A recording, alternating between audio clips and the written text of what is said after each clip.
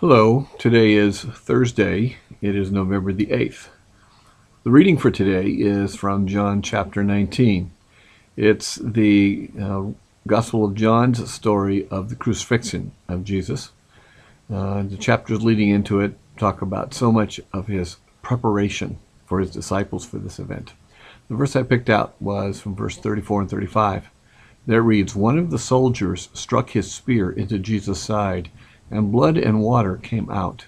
We know this is true because it was told by someone who saw it happen.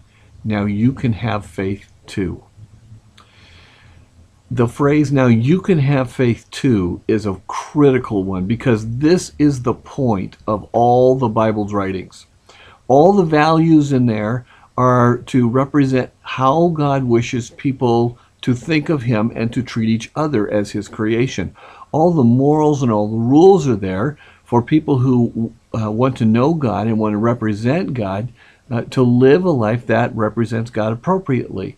All the statements of fact that are in there and the histories are there to demonstrate God's love for humanity and his desire to know them.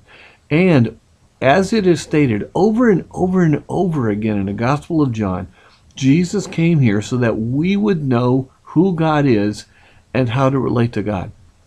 Now this verse adds one more little point to it with the emphasis on now I and you can have faith too. See, when Jesus was crucified, he died before the end of the day.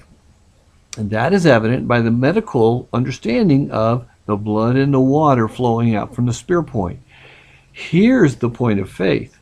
Earlier in the Old Testament, it was prophesied that when the Messiah died, when my servant, that's an Old Testament phrase, my servant died, not a bone would be broken in his body.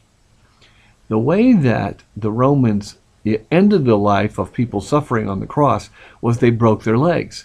What that did was to make it impossible for them to push themselves up and gain a breath. And that is how they managed to stay alive. They just managed to push themselves up to get a breath and then again fell down on how they were being hung. So no bones were broken in Jesus' body, though he died on a cross. And the writer of John wants us to know that this is another fulfillment of prophecy that proves that Jesus is the one God intended to send. And all of the Bible is about that point. This one point, that we can trust God, that we can have faith in God, that we can understand that God is seeking our best while he looks for us. Amazing, amazing little detail.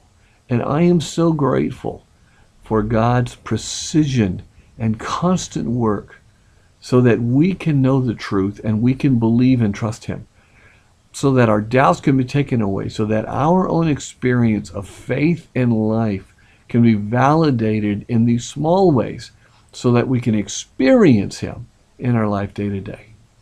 I am very grateful. I hope you are too, that God has worked, and continues to work so hard just to show us he loves us and wants us to be with him.